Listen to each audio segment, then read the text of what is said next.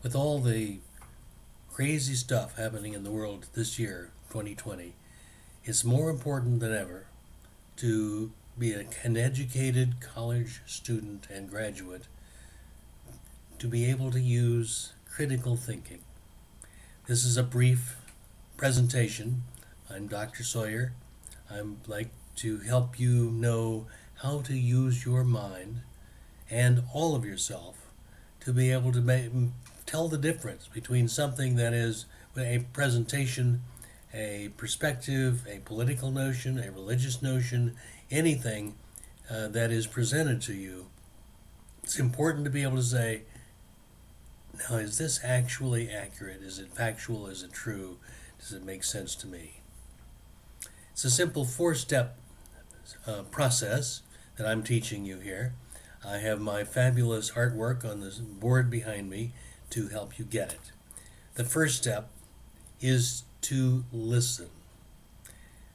So much of what we do in society is to not really listen to what people are telling us, but to have quickly be trying to figure out what we're going to say in response.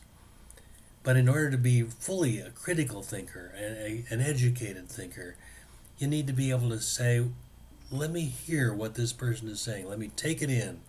Really pay attention to that before I decide how to respond. What do I think about it? I need to fully understand. Listening is a very important skill, and many of us have a hard time knowing how to do that. Then the second step is the question mark, to get curious. Don't just take a person's perspective, point of view, statements, doctrines, positions, even facts at face value. Say, now, let me think about this. What do I hear in what I was hearing that is unfamiliar? What do I need to know some more about? Makes me want to look that up and see what else I can find about it on my cell phone, on Google, or whatever browser you like to use.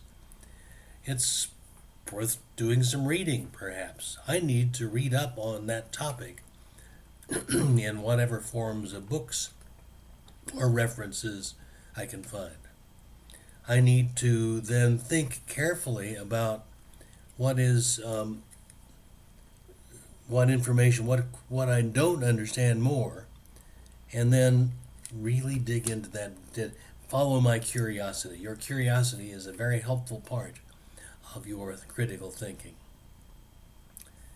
Then you use your suspicious eyes to look at that information that you have and the presenter, and you get suspicious. Does this ring true? Does it really fit with everything else I know to be true?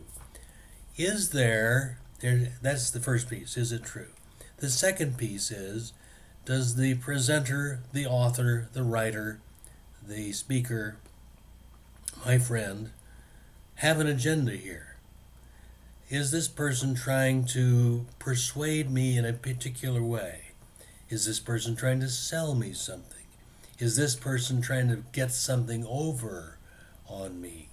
Is it possible that that person's agenda for me is not in phase with my agenda for myself and for what I think the world is about? Listen very carefully. Every position, every person that says something to you, including myself, has an agenda. Trying to persuade you of something and trying to change you or something, or maybe trying to make you stay the same. My agenda here is to encourage you to use that stuff in your own head and heart, to utilize it to the best advantage so you can be a constructive citizen of the world.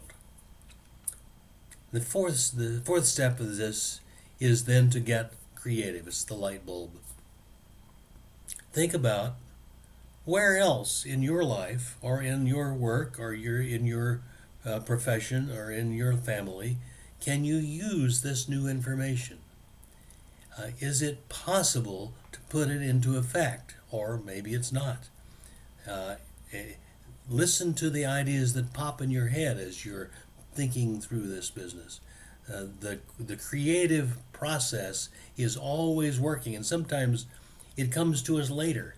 We listen, we're curious, we're suspicious, we set it aside for a while, and then maybe the next morning, maybe the next day, maybe sometime in a week ahead, we go, oh ho, I think I understand something about how I can use that or make some sense of that in ways that have not before. Listening, getting curious, getting suspicious, and then getting curious are the four basic elements of the skill, the college level skill of critical thinking.